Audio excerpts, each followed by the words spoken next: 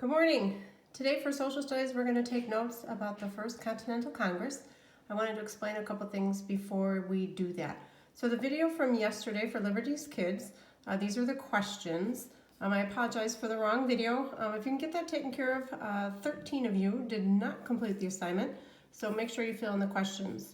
For number 3, where it says colonists that defend, this should be Parliament, are known as Tories. So a Tory is the same thing as like a loyalist. We talked about patriots and loyalists.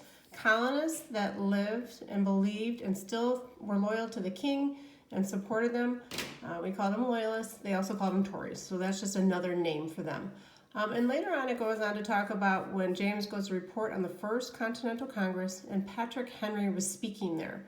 So what the Continental Congress is, so if you get your social studies packets, I just want to explain it just like we would do in class if I were talking about it, and then we would take notes as we go. So I'm just going to talk through.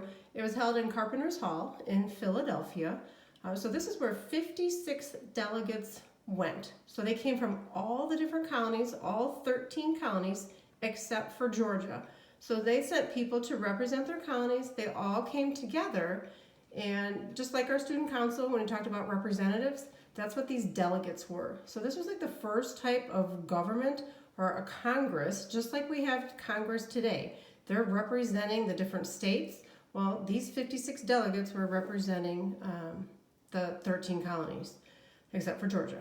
But the purpose was for them to all come together and talk about the intolerable acts. So this is when Boston, they got punished for the Boston Tea Party, and Britain and the king decided to close the harbors and they couldn't do any more trading. So they just thought this was just absolutely awful. This was intolerable. They couldn't take it. They couldn't bear it anymore. So they all came together to figure out what they were going to do. So they wrote this letter to the king, so as a group, asking him to stop. And then they made a petition of their rights. So the king, like normal, he didn't reject it or anything like that, but he just sent more soldiers because he thought that them putting this in writing was that they were declaring a rebellion or a war, right? So this is like treason. They're going against him. And that was part of the part in the video where Ben Franklin says, it can't be treason. I can't go to jail because I don't belong with Britain or England anymore. He says, I'm an American. So if he's an American, he's not part of that country. So technically what he's saying is, I don't have to listen to your rules. I'm in my own country now. And so we're going to learn more about Patrick Henry's speech. We'll read about that tomorrow. But for today, for social studies, just take your notes. I'll make a copy of this and transfer it into your packets. Okay? Have a great day.